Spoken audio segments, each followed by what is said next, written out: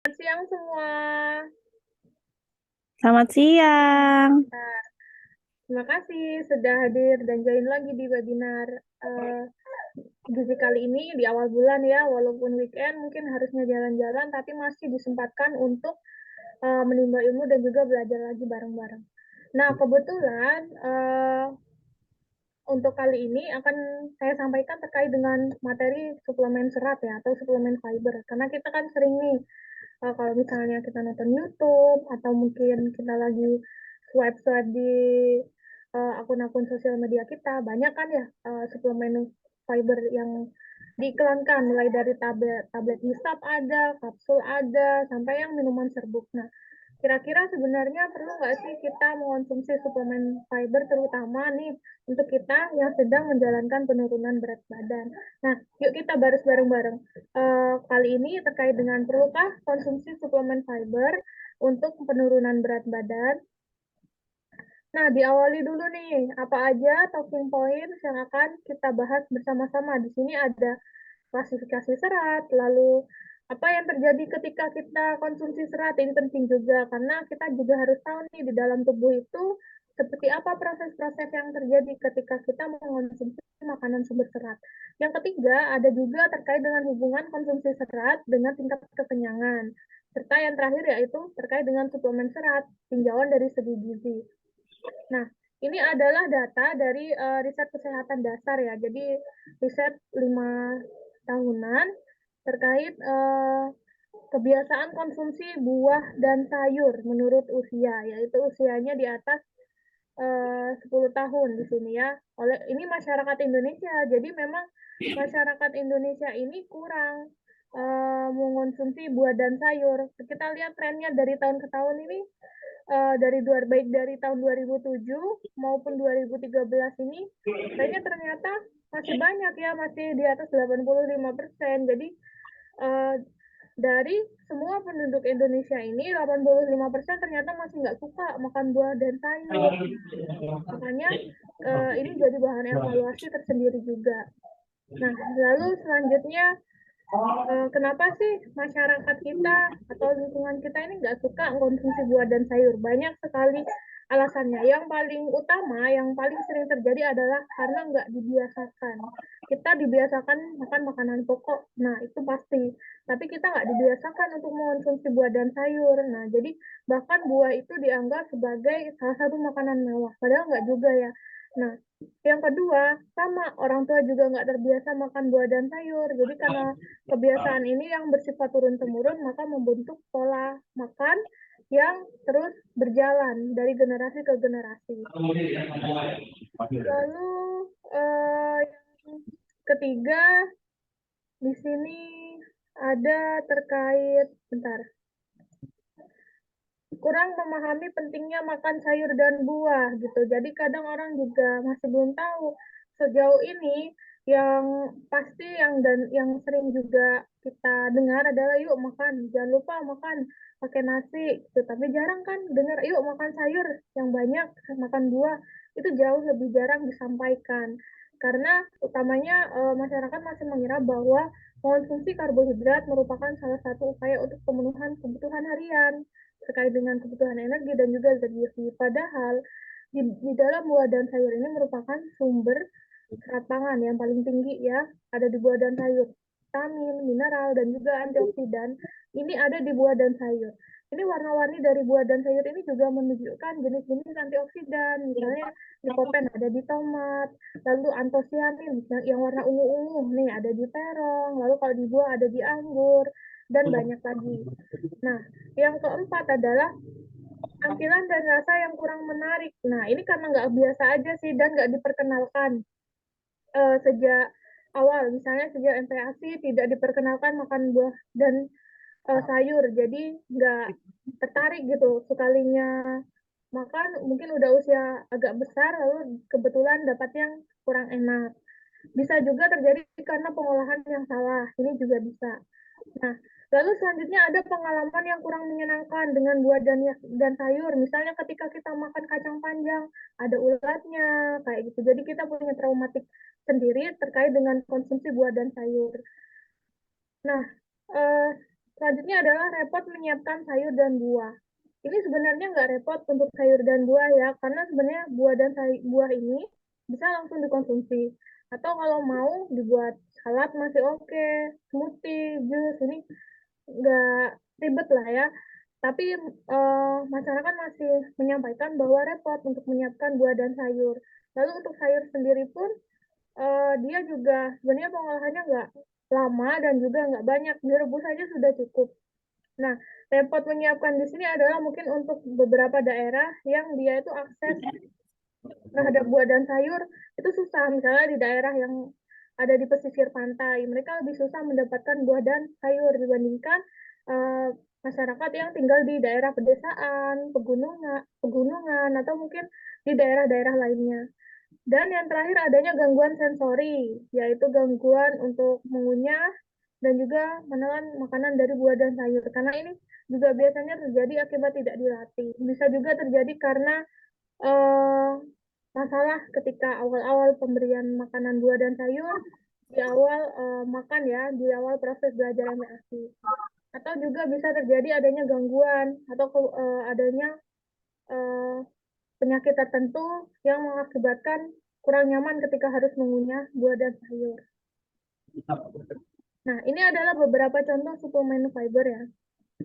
Mungkin kita pernah melihat salah satu atau mungkin semua jenis suplemen yang beredar. Ini salah satu beberapa contoh saja dalam bentuk tablet. Sebenarnya masih banyak suplemen fiber yang ada dalam bentuk tablet hisap, lalu juga ada dalam bentuk kapsul, lalu ada juga dalam bentuk minuman serbuk. Nah, semuanya itu termasuk dalam kategori suplemen fiber. Nah, kira-kira ini aman nggak ya untuk kita konsumsi setiap hari? Jadi kita bedah masing-masing. Kenapa sih serat pangan ini sampai harus dibela-belain gitu ya, dikonsumsi lewat suplemen? Sebenarnya kita ini benar-benar nggak punya waktu atau mungkin kita mau yang praktisnya aja gitu. Jadi kayak kita punya kebutuhan serat harian 25 gram untuk dewasa misalnya. Kalau kita males ngunyah, kita males untuk makan, akhirnya suplemen aja. Atau mungkin terlalu sibuk kayak gitu ya. Tapi sebenarnya kembali lagi bahwa semua ini sebenarnya tidak terlalu dibutuhkan. Jadi kalau misalnya kita punya alasan sibuk, mungkin kita bisa prepare di jauh-jauh hari atau di jam-jam sebelum makan. Nah, jadi kita bikin dalam bentuk sayuran dan buah-buahan yang sudah direbus. Nah, itu jauh lebih sehat dibandingkan kita harus konsumsi suplemen. Nah, kita kenalan dulu yuk dengan yang namanya si serat pangan ini. Nah, serat pangan ini sebenarnya bagian dari tanaman ya, dia polisakarida. Nah, eh, dia juga ada di bahan pangan, utamanya bahan pangan nabati, sayur-sayuran, dan buah-buahan. Nah, bagian tanaman yang dapat dimakan atau karbohidrat analog yang resisten terhadap pencernaan dan absorpsi di usus halus manusia dengan fermentasi total atau sebagian di usus besar. Nah, unsur serat pangan ini ada yang namanya non-stat polisakarida atau NSP dan oligosakarida resisten. Ada juga karbohidrat analog, lignin, dan zat-zat lainnya. Si serat pangan ini dia memiliki sifat tidak dapat dipecah oleh enzim endogen atau enzim-enzim yang ada di dalam gastrointestinal ya, di organ dalam pencernaan kita. Nah, dia juga bisa langsung masuk ke kolon dan hampir tidak dicerna sama sekali bahkan. Ini ada klasifikasi serat. Jadi serat pangan itu dibedakan menjadi dua jenis. Ada yang larut dan tidak larut air. Ini berdasarkan kelarutannya. Yang larut air ini apa saja? Ada gum, ada pati resisten juga, ada inulin. Inulin ini sering banget ya, terutama di produk-produk untuk anak-anak, bahkan di fortifikasi juga di produk-produk susu formula. Lalu ada mucilage dan juga pektin. Lalu ada juga fructooligosakarida dan hemiselulosa. Nah, jadi hemiselulosa ini nanti bisa termasuk kategori serat yang larut dan bisa juga terkategori serat pangan yang tidak larut tergantung nanti bagaimana kelarutannya di dalam air. Dan serat pangan yang tidak larut ini ada tiga, ada selulosa, dan juga hemiselulosa. Selulosa ini biasanya ada di makanan-makanan atau tanaman rumput-rumputan. Oleh sebab itu, kenapa hewan ruminansia, misalnya kayak sapi, kerbau, dan mamalia hewan lainnya itu bisa mencerna sel atau rumput-rumputan, sedangkan manusia tidak bisa. Kenapa? Karena di dalam pencernaan manusia ini tidak ada enzim selulase, jadi tidak bisa dicerna dengan baik.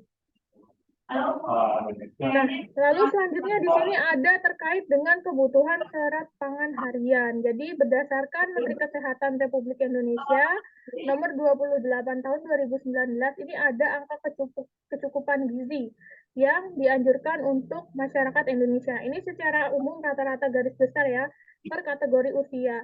Misalnya di sini usia 0 sampai 5 bulan ini tidak memiliki kebutuhan serat atau belum bisa makan buah dan sayur. Kenapa ya? Jelas karena di sini masih pemberian ASI eksklusif atau mungkin susu ya bagi beberapa.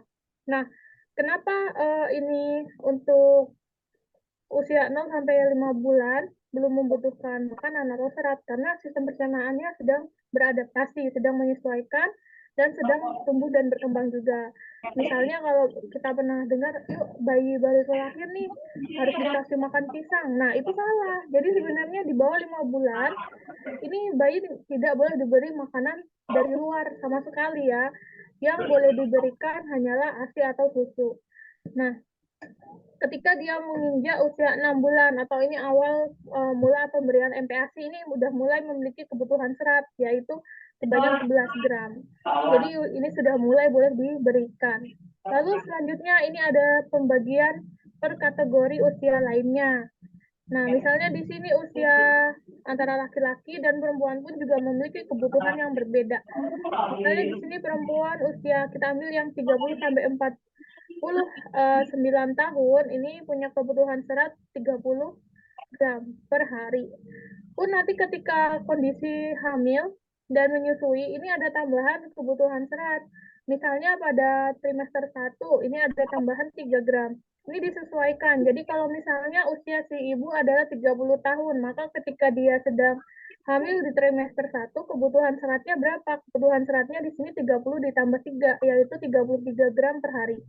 Sama ketika kondisi si ibu atau individu sedang dalam fase laktasi atau menyusui. Ini misalnya di 6 bulan pertama atau pasca lahiran. Misalnya usia si ibu 30 tahun, berapa kebutuhan serat hariannya? Maka 30 ditambah 5 gram, kurang lebih sekitar 35 gram per hari. Nah, bagaimana cara memenuhi kebutuhan serat harian kita? Tentu dengan mengonsumsi makanan yang mengandung serat. Nah, ini adalah contoh beberapa kandungan serat dalam bahan pangan. Umumnya ada di sayuran, lalu buah-buahan, dan juga kacang-kacangan. Misalnya di sini ada wortel, kangkung, brokoli, labu. Misalnya di buah-buahan ada apel, anggur, alpukat. Dan di kacang-kacangan juga ada, baik itu kacang kedelai, kacang tanah, kacang panjang, dan toge. Lalu bagaimana sih cara kita untuk mengetahui asupan serat harian kita ini udah cukup atau enggak? Jadi cara gampangnya adalah setiap kali kita makan utama, jangan lupakan diisi piringku bahwa setengah dari piring itu isilah dengan makanan yang mengandung serat, yaitu buah dan sayur. Atau kalau misalnya mau detail lagi, bisa kita hitung nih. Jadi kita bisa memastikan bahwa serat yang masuk ke dalam tubuh kita itu benar-benar sekitar 25-30 gram per hari. Bisa kita cari satu persatu. Misalnya di sini, kita mau cek kandungan serat pangan. Misalnya saya mau cari ubi cilembu. Misalnya saya makan snacknya ubi cilembu nih. Kita cari di website panganku.org, lalu kita search di sini, maka akan keluar kandungan gizi dari ubi cilembu.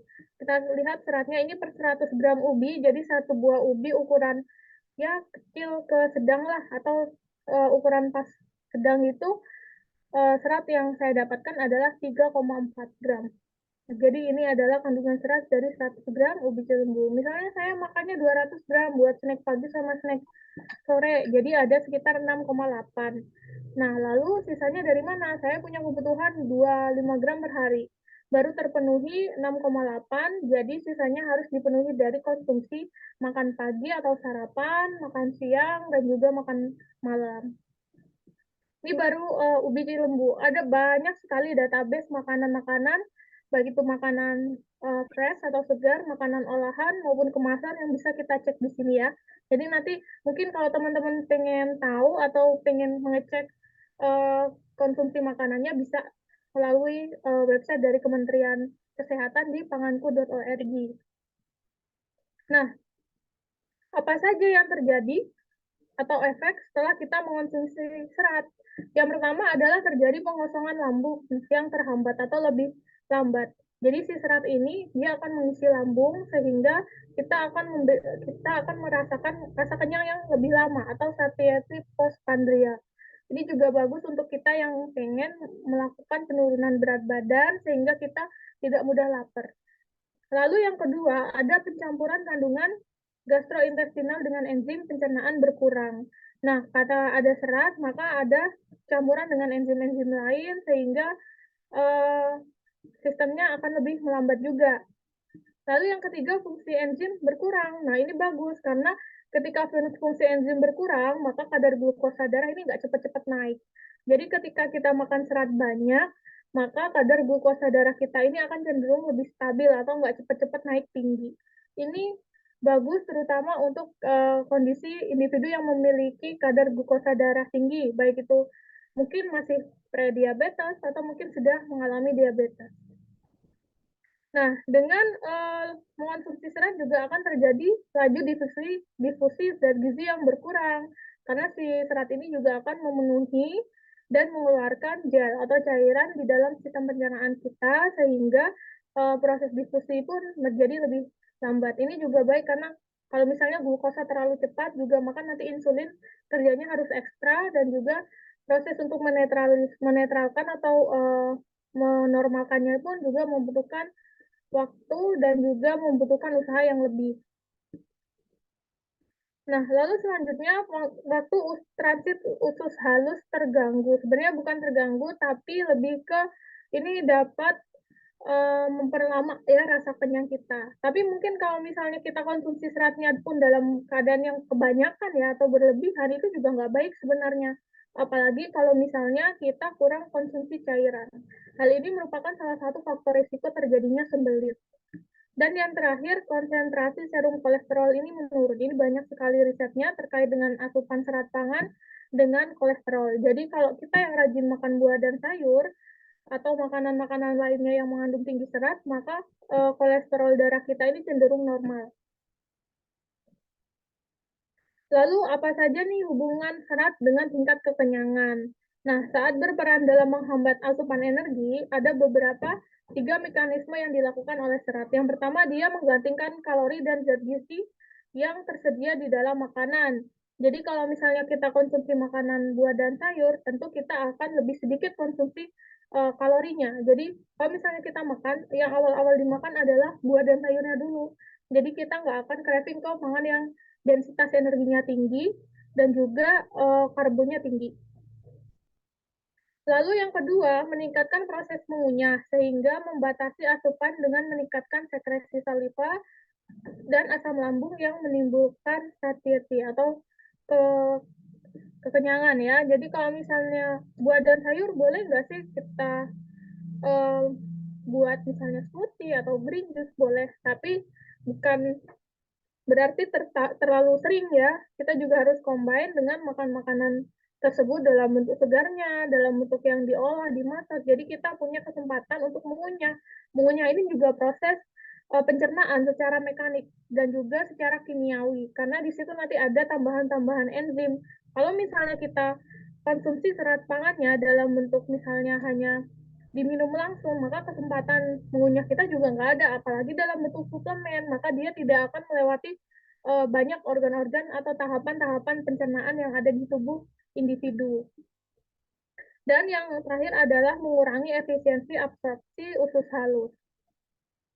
Nah, di sini yang menjadi tagline kita atau yang menjadi concern kita sebenarnya adalah apakah suplemen serat ini aman?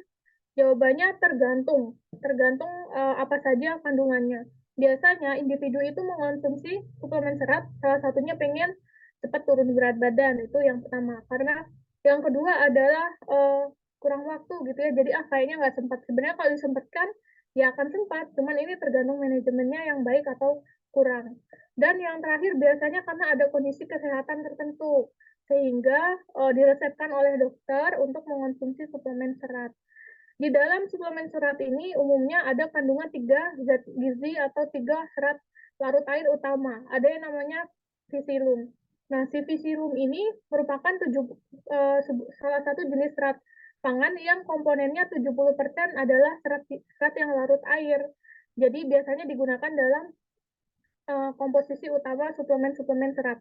Lalu ada juga inulin. Inulin ini banyak juga ditambahkan ke suplemen dan juga produk-produk anak-anak biasanya ya. Anak-anak kan lumayan susah makan sayur kadang. Kalau misalnya benar-benar gak dilatih itu biasanya lebih susah. Biasanya inulin ini difortifikasi ke beberapa produk makanan untuk anak-anak, baik itu snacknya maupun untuk susu formulanya atau susu pertumbuhannya.